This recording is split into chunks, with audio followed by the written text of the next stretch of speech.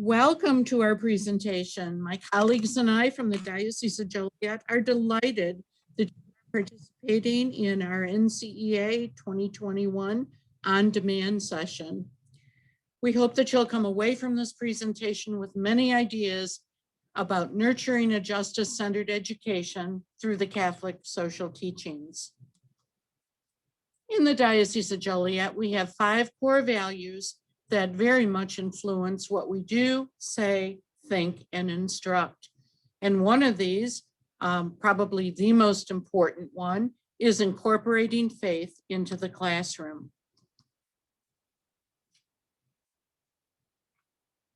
This year, we are incorporating faith into the classroom through Saints and Catholic Social Teachings, which is our pre-K through grade 8 devotional project for this year. And we have 4 incredible teachers who have served on the design team for this devotional project, who will be sharing how this is working in their classrooms. We hope you'll come away with many ideas about things that you might implement within your classroom. And I'd like you to meet this presentation team, and we'll start with Barb Caruso. Barb.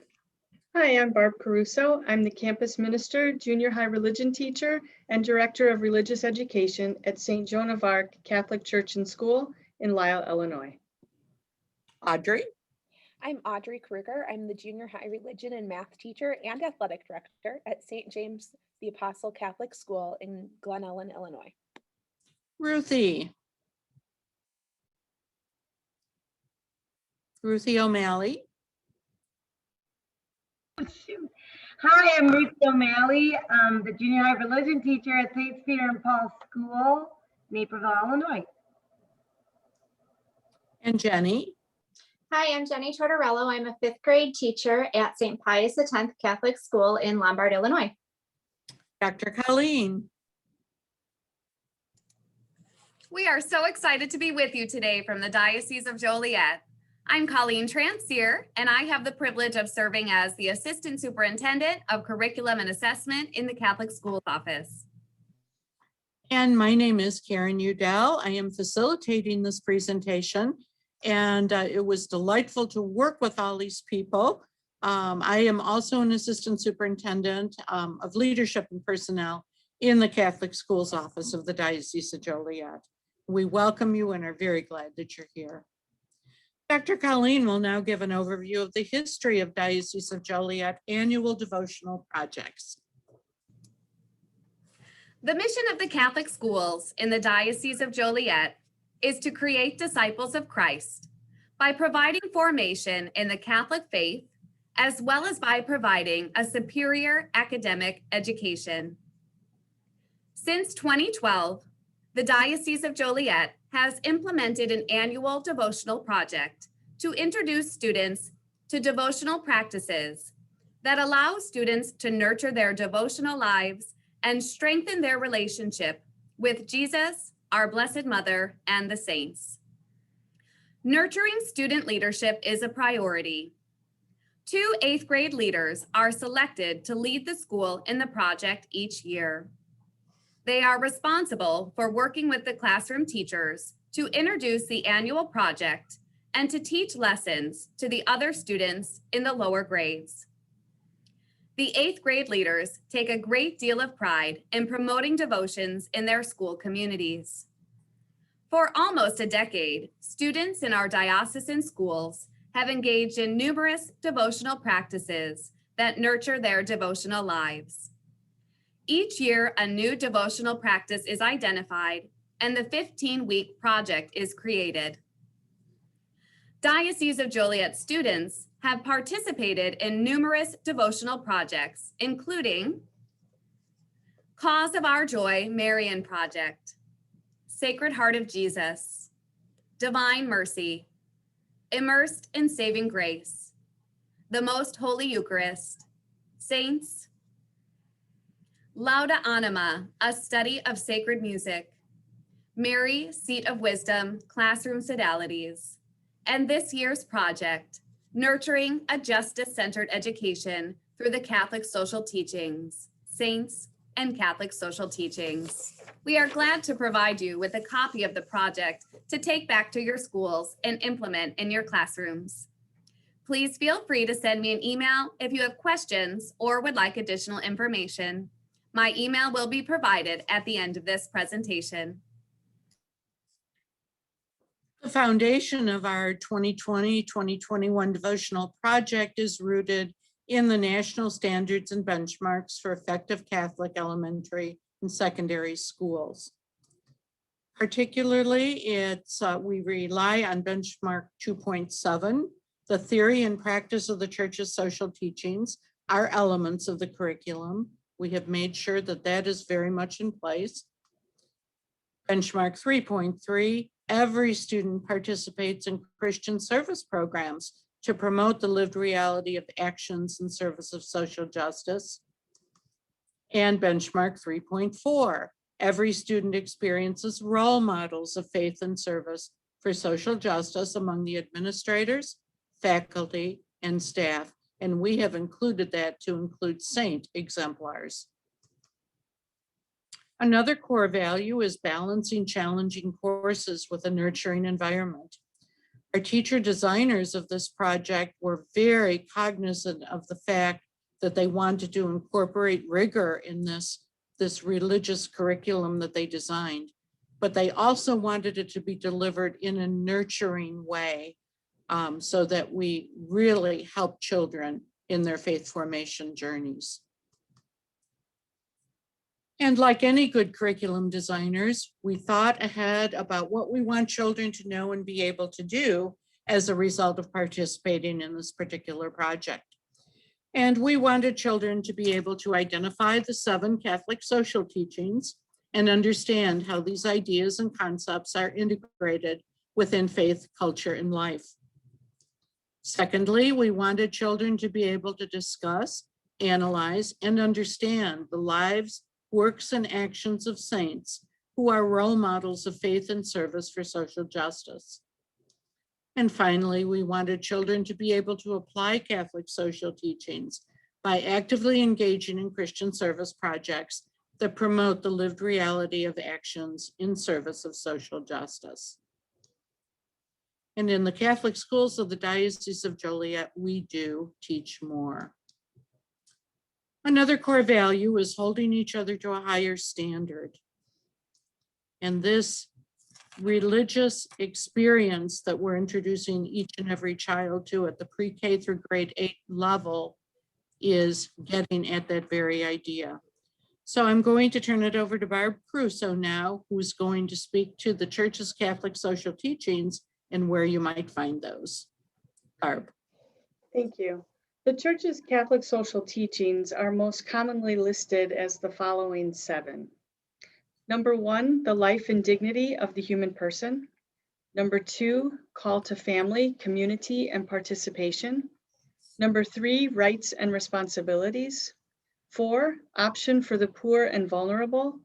Number 5, the dignity of work and the rights of workers. Number 6, solidarity. And number 7, care for God's creation. When we were talking about these, we all agreed that our children may not be able to name these, and in fact, some of the grown-ups might not be able to as well. But we also found that these are the things we do as Catholics, and so we can just find these on the hearts of our students.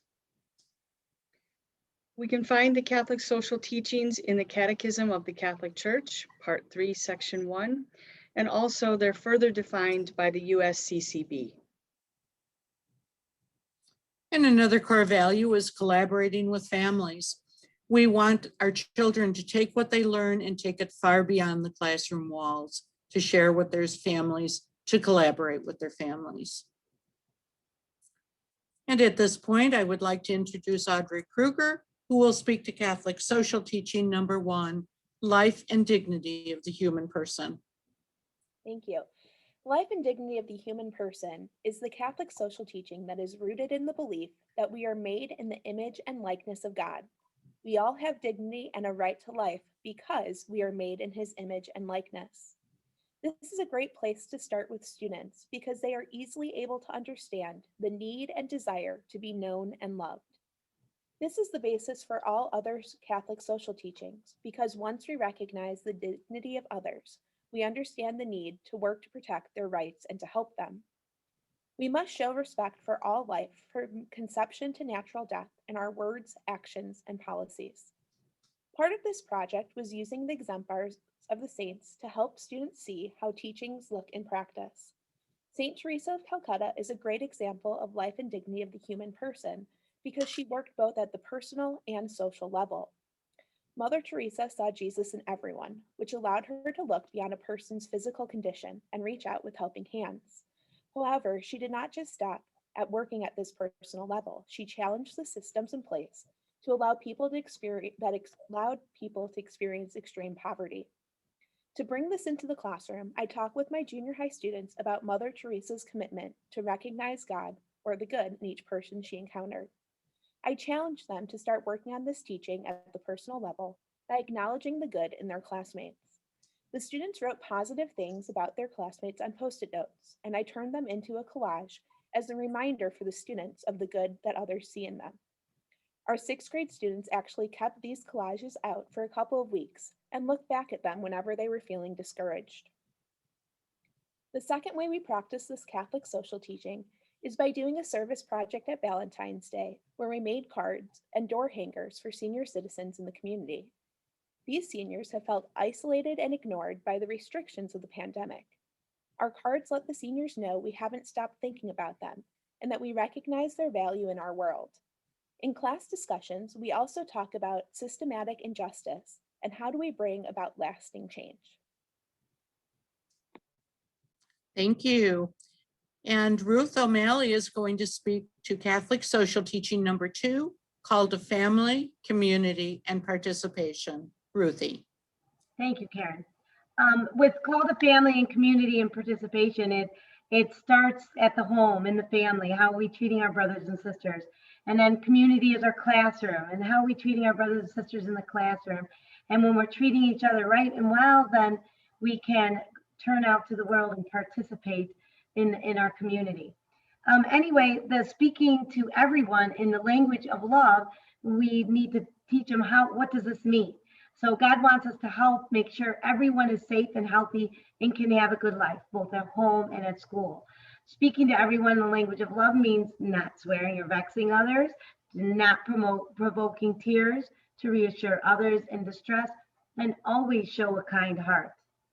It is also time to be compassionate in times of suffering. Well, each person has a right to life and things needed to survive. So that means that we have to be quick to offer consolation, counsel others as to what Jesus would do, and then show kindness to neighbor by offering assistance. Again, it's a threefold: start at home, do it in the classroom, and we can show it out in the community.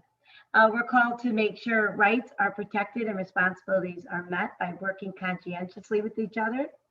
Others benefit from the work that you are doing, your job well, like they're being turning in their homework and doing what they're supposed to do and using our talents. That the ability that God gave us also helps the entire school as well as the classroom. And then we all benefit from the good work that others do. And last, being active in our community. So now that we know how to treat each other in our home and school, well, now we can be active in our community. With these rights and duties comes responsibilities to one another and to our families. What do the poor in our community need? What do the sick might need? To help make appointments, meals organized, donate to the food pantry, and then try to see the good in our classmates and in others. Being active in the community, our St. Peter and Paul students in January, we did a Eucharistic procession from Bennett to St. Peter and Paul, led by our Sodality Honor Society, which is a group of 8th graders that took the social teachings this year, made videos, and the teachers presented them in the classroom. So they have been actively leaders in the school. They also, once a month, will go to Waterleaf and Planned Parenthood to pray the Rosary. And we did one Saturday in January. We did a Saturday in February. We also are doing one in March coming up this Saturday. And their families are welcome to participate also, so that we can grow the community. And then our saints that we focused on in this social teaching too was Saint Cecilia. She was amazing, a saint, caring for her community as she was even martyred. She couldn't die with her head being chopped off. She was bleeding to death for 3 days, and she sang to comfort those in her community, so that they would be comforted by God's loving grace. So she's a great example of how we should look out for our neighbors despite our suffering, for the love of God. Thank you, Ruthie. And Jenny Tortorella will speak to Catholic social teaching number 3, rights and responsibilities. Jenny. Thank you. So we'll talk about rights and responsibilities, Catholic social teaching number 3. The Catholic Church teaches us that human dignity can be protected, and a healthy community can be achieved only if human rights are protected and responsibilities are met. It also teaches us that we all have a fundamental right to life and a right to those things required for human decency. We have duties and responsibilities to one another, to our families, and to the larger society. So if we tie in a saint to learn about rights and responsibility, we can talk about St. Thomas More. And some examples that St. Thomas More gave us was that he was always looking out for the rights of others. Another thing we talk about is how St. Thomas More faced hardships when he stood up for others. And this is an example that we use quite often in the classroom. Sometimes it's not always easy to stand up for others, but we know it's the right thing to do, and we need to make the right choices and help others even when it's difficult. St. Thomas More also found joy even when things were difficult. And this is another thing that we talk about quite often in the classroom, especially this year. There's a lot of changes and a lot of things that we find difficult, but if we always find the joy in something, it's easier. I always tell my students positive thoughts equal positive experiences. So some things that we could take away into our classroom is that we should teach our students that everyone should be safe and healthy and have a right to a good life. We use an example a lot this year about using masks and protecting others. Sometimes kids don't understand why they have to follow these rules, but when we make them understand that they're doing it just for themselves and to protect others, parents, grandparents, teachers, they understand it and they realize they're doing something for others too. And we're called to serve others and to make sure that the needs of all people are met. We can do this through doing some service projects. One thing I encourage my 5th graders to do is randomly I'll tell them to go do a chore tonight. Go do a chore. Don't tell your parents you're doing it. Surprise them. Do something that they're not expecting you to do. And it's so fun to see them come back the next day and share these experiences and how they just brought that joy to their parents. And they get really excited about doing it. Another service project that we can do is participate in food and clothing drives. And I know all schools do this, and it's really important to stress the meaning in this to students. Tell them why we're doing it, how we're helping others. Something that our younger grades do is they have a food drive for the 100th day of school, and they try to collect 100 items in each classroom. And then they donate those items to our St. Vincent de Paul pantry at our parish. Thank you very much. And Barb Caruso will speak to Catholic social teaching number 4, option for the poor and vulnerable. Thank you, Karen. So the option for the poor and vulnerable, our exemplar is St. Vincent de Paul. At St. Joan of Arc School last summer, all of our classrooms were renamed for individual saints. The teachers chose a patron saint for their classroom. And in our school, the 3rd grade teacher, chose St. Vincent de Paul.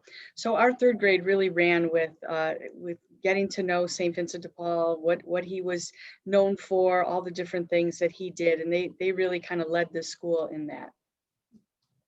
You can see that the basic moral test is how the most vulnerable members of society are living. So how are the weakest among us doing?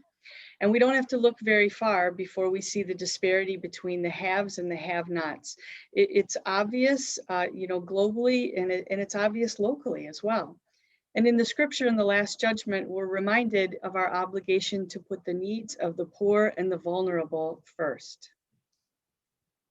Regardless of his or her age, each student has the ability to improve someone's life in some way. And honestly, that's what these third graders really showed the rest of us. They're among the younger in the building, and they really led the charge with making a difference in people's lives. Children have to be taught to see this, and then they have to be given opportunities to engage in acts of service.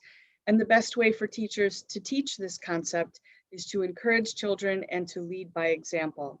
So at our school, we had a food drive. And again, the third graders really led the charge, and we kind of turned it into a competition. And each day had a different theme, pasta one day, canned vegetables another. And by the end of it, we had over 3,500 items of food. It was just awesome to see the kids could fill up 3 vans for the local food pantries. And social teaching number 5, the dignity of work and the rights of workers. Audrey. Thank you. So the dignity of work and the rights of workers, it revolves around the belief that through our work, we are participating in God's work of creation. God's plan for us as adults is that we should have the opportunity to work in a safe environment and earn a fair wage for the work we do. This social teaching is a little bit more difficult for students to relate to because they are not currently employed or running a business. However, once I explain to them that if they think of school as their jobs, they are able to make more connections and see the importance of this social teaching. This social teaching also includes the idea that workers are more valuable than their work. Junior high students can really latch onto this idea because we remind them that they are more important than the grades that they receive. Our example for this social teaching is Saint Benedict. Saint Benedict believed that work gives us purpose and a sense of dignity. My students and I often talk about taking pride in our work. Do we see the purpose of our work, and do we take pride in what we've accomplished? Do we want to share our work with others, share that gift that we've been given by God? St. Benedict also said that our work should challenge us. We should be willing to struggle a little bit so that we can grow. Students sometimes need reminders of the value of struggle and to keep pushing themselves to do more. In the classroom for service projects connected to this theme, one teacher had her students write notes to the teachers, staff, and custodians in the building to recognize the work that they are doing. This was an easy project for the students because they knew the good works that their teachers have done. It really brightened the morale of the building, and everyone just smiled a little bit more that week. Another project that we did during Catholic Schools Week was to make cards for our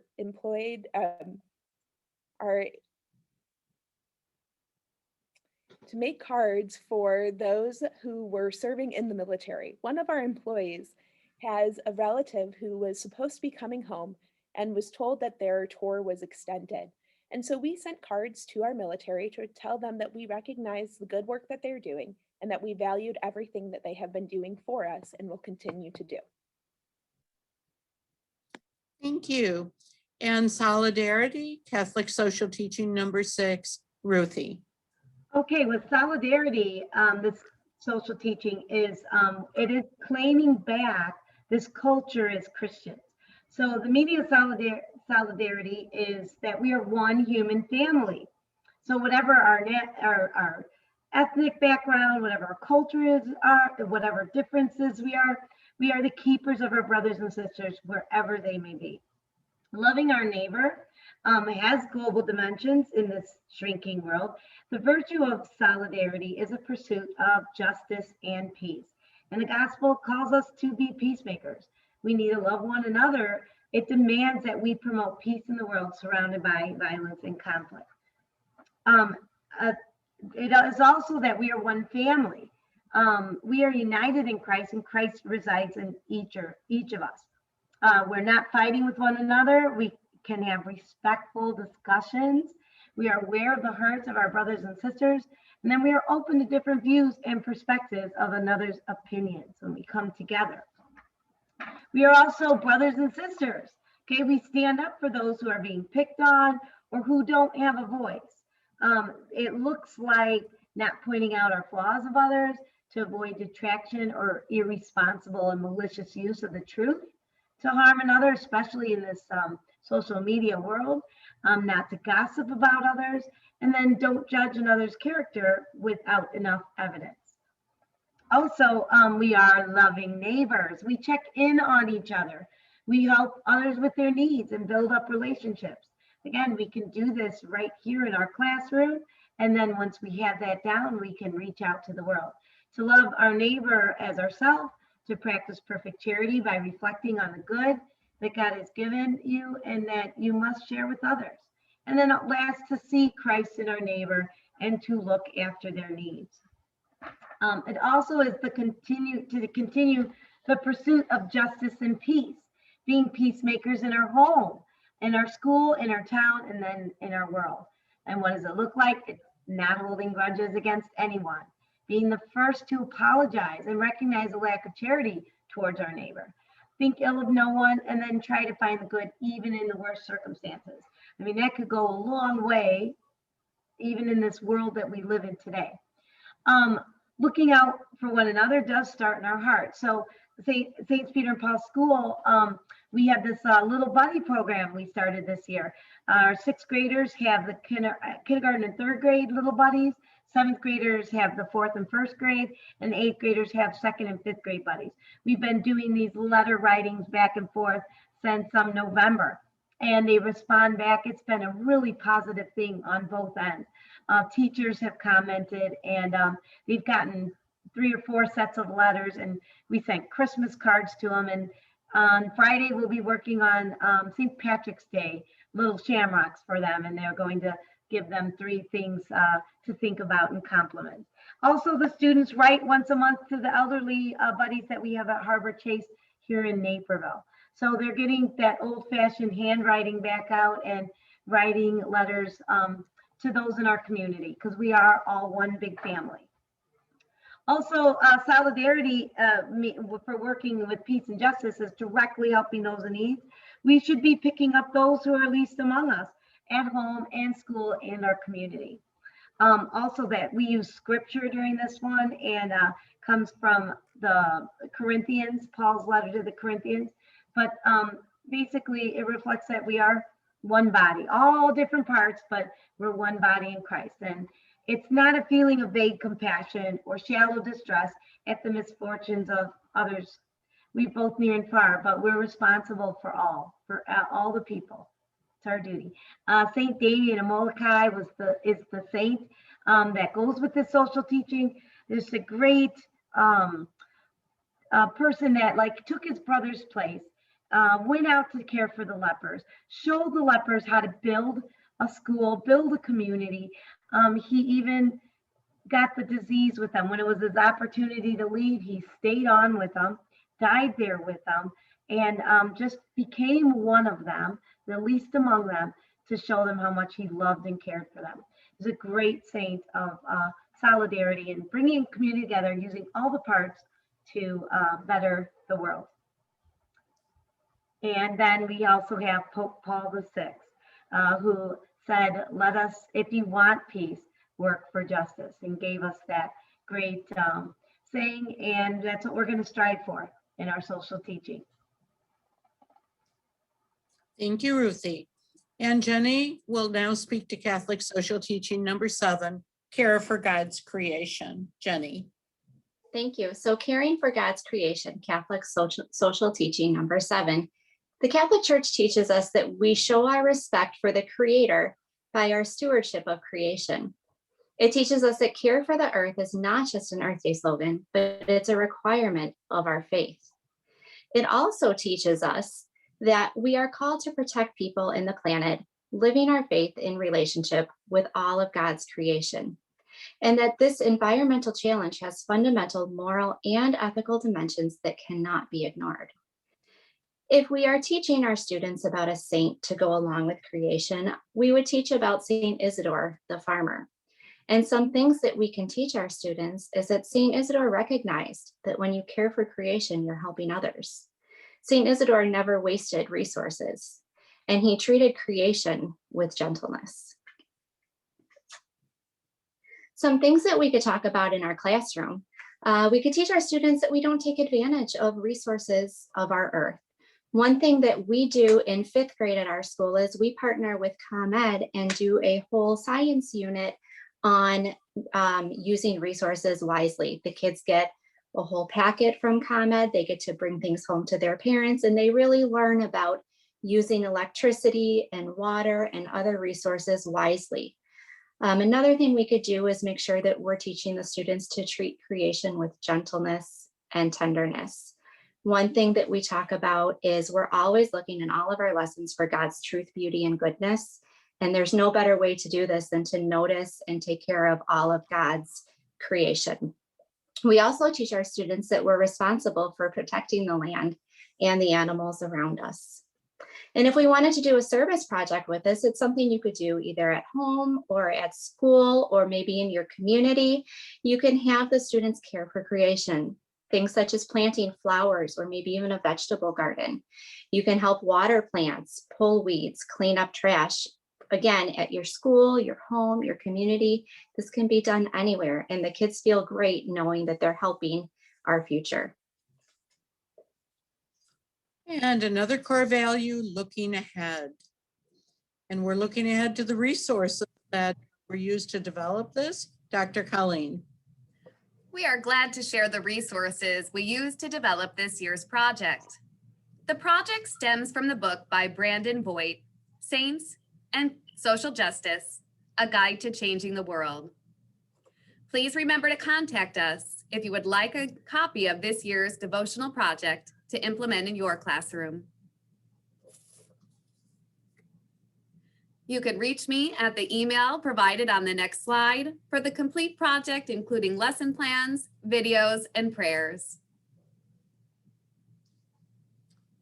And on behalf of all of our presenters, I would like to thank you for all that you do each and every day to support the mission of Catholic education.